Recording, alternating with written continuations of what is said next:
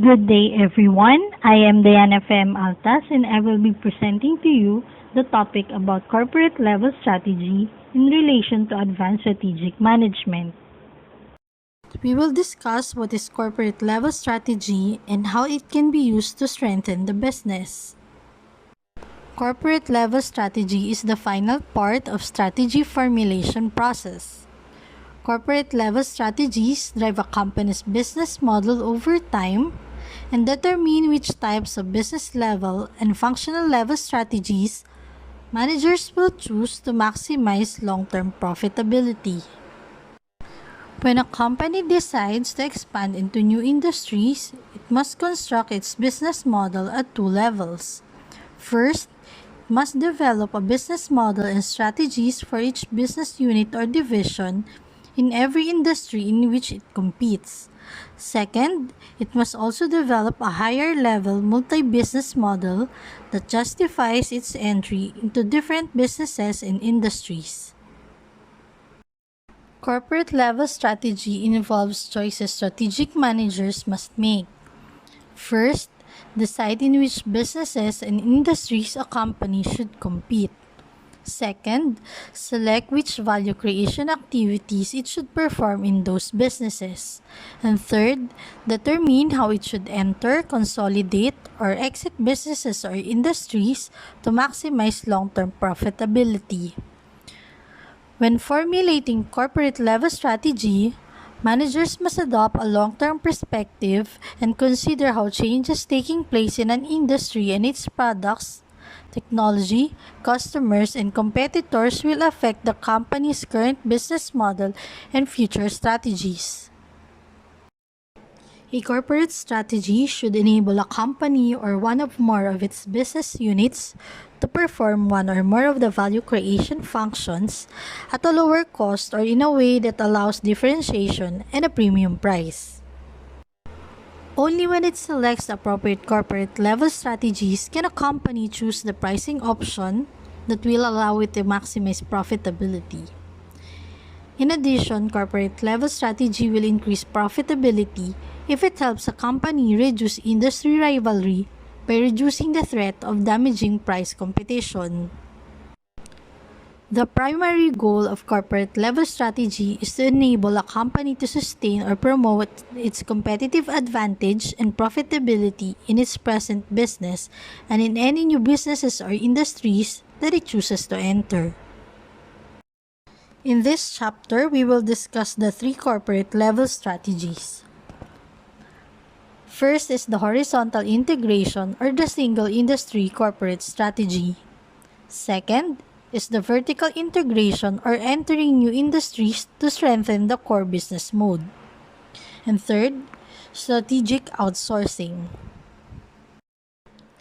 For many companies, profitable growth and expansion often entail finding ways to successfully compete within a single market or industry over time. In other words, a company can find its value creation activities to just one business or industry. One example is McDonald's, which focuses on its global fast food business. Horizontal integration is the process of acquiring or merging with industry competitors to achieve the competitive advantages that arise from a large size and scope of operations.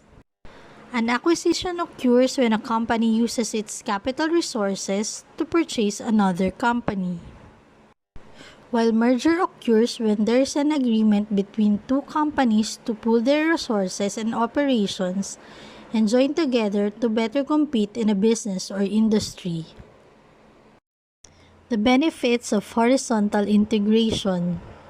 Profitability increases when horizontal integration lowers the cost structure, increases product differentiation, leverages a competitive advantage more broadly, reduces rivalry within the industry, and increases bargaining power over suppliers and buyers. Lower cost structure. Horizontal integration can lower a company's cost structure because it creates increasing economies of scale. Achieving economies of scale is very important in industries that have high fixed cost structure. In such industries, large-scale production allows companies to spread their fixed costs over a large volume and in this way drive down average unit costs.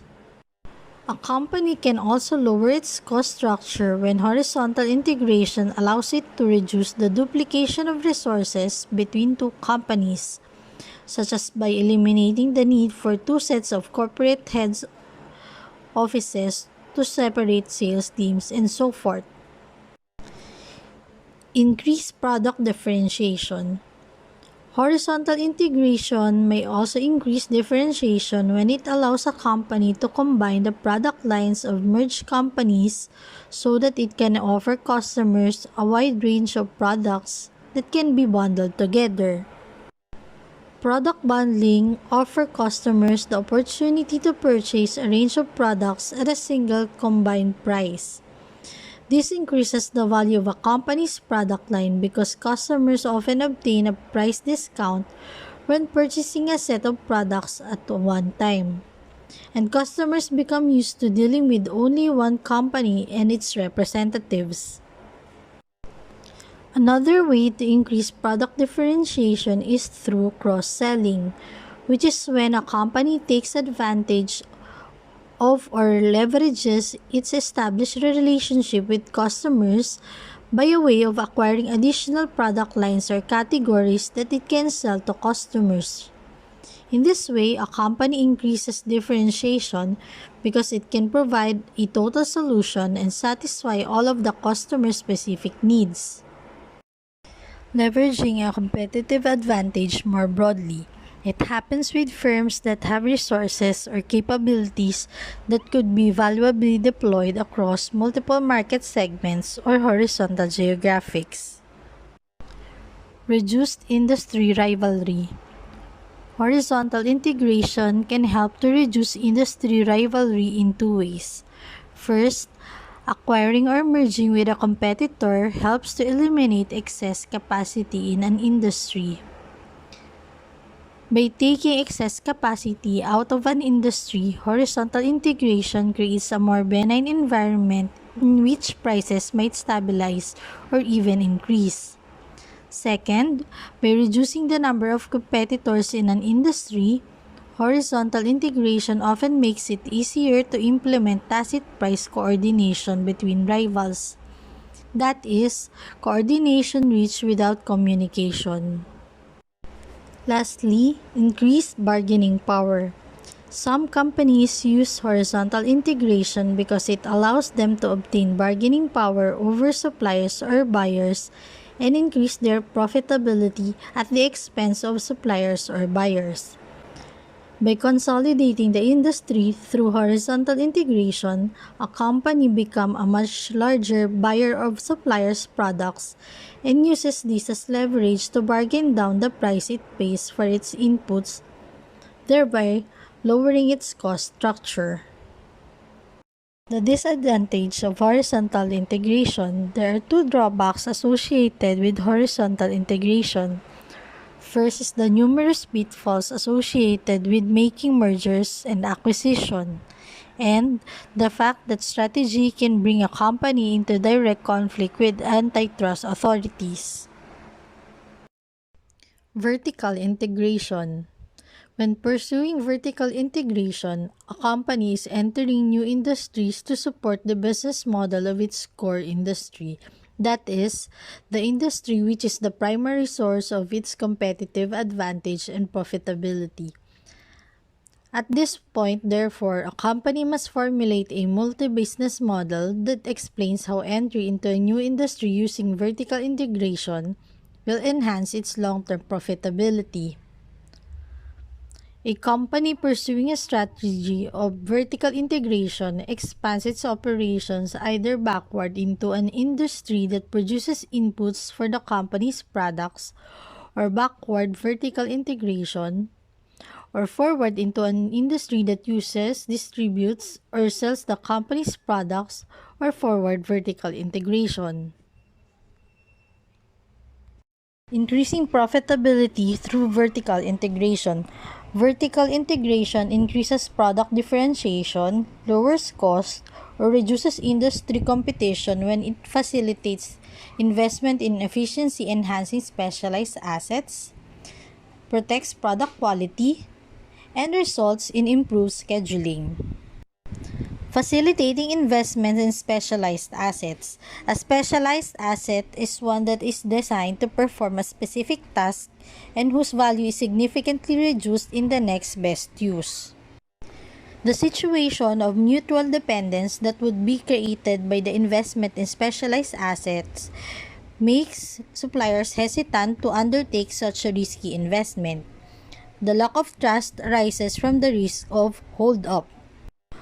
Hold-up happens when a company is taken advantage of by another company it does business with after it has made an investment in expensive specialized assets to better meet the needs of the other company. With the risk of hold-up, the potential for a higher profitability from specialization will be lost.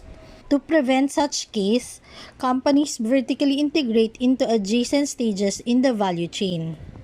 Often, such firms practice tapered integration, whereby the firms make some of the input and buy some of the input, purchasing part of the most of its needs for a given input from suppliers enables the firm to tap the advantages of the market.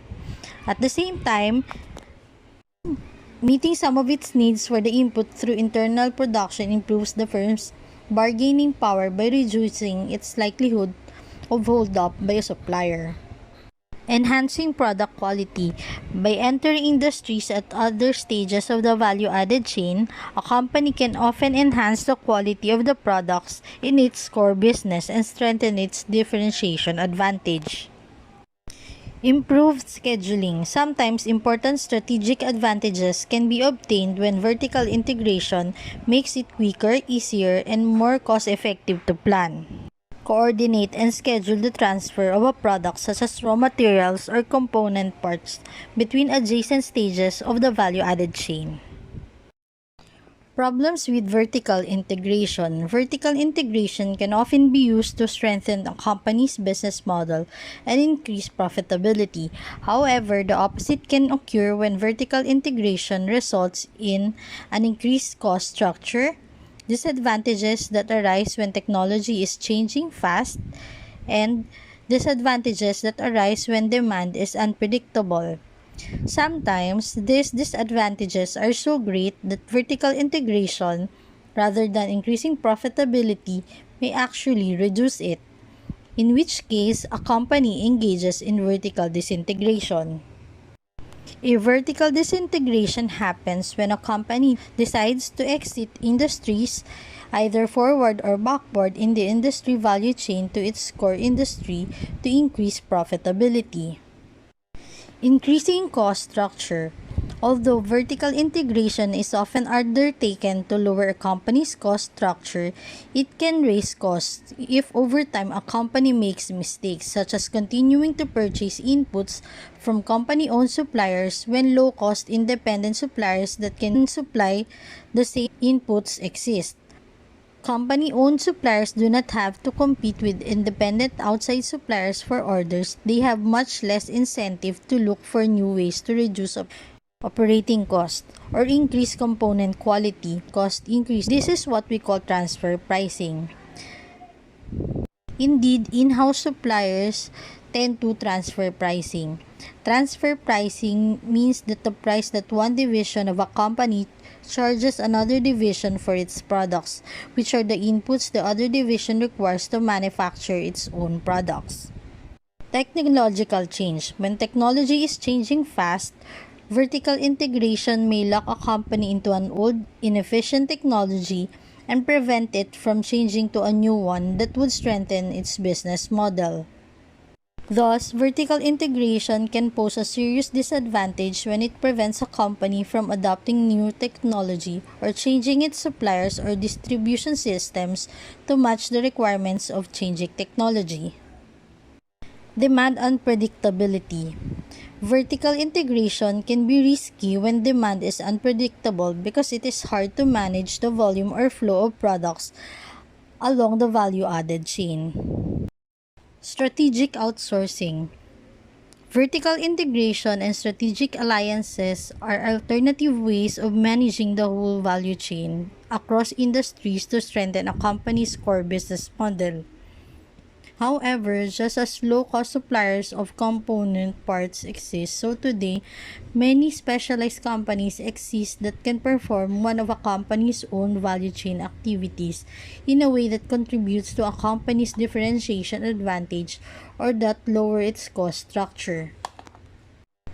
Strategic outsourcing is the decision to allow one or more of a company's value chain activities to be performed by independent specialist companies that focus all their skills and knowledge on just one kind of activity to increase performance. The term virtual corporation has been coined to describe companies that have pursued extensive strategic outsourcing. Benefits of outsourcing. Strategic outsourcing has several advantages. It can help a company to lower its cost structure, increase product differentiation, and focus on the distinctive competencies that are vital to its long-term competitive advantage and profitability. Lower cost structure. Outsourcing will reduce when the price that must be paid to a specialist company to perform a particular value chain activity is less than what it could cost the company to internally perform that activity in-house. Enhanced differentiation. A company may also be able to differentiate its final products better by outsourcing certain non-core activities to specialists. For this to occur, the quality of the activity performed by specialists must be greater than if that same activity was performed by the company. Focus on the core business. A final advantage of strategic outsourcing is that it allows managers to focus their energies and their company's resources on performing those core activities that have the most potential to create value and competitive advantage. The risk of outsourcing. First is hold-up. In the context of outsourcing, hold-up refers to the risk that a company will become too dependent upon the specialist provider of an outsourced activity and that the specialist will use this fact to raise prices beyond some previously agreed upon rate. Increased competition. As firms employ contract manufacturers for production, they help to build an industry-wide resource that lowers the barriers to entry in that industry. Lastly, loss of information and forfeited learning opportunities. A company that is not careful can lose important competitive information when it outsources an activity.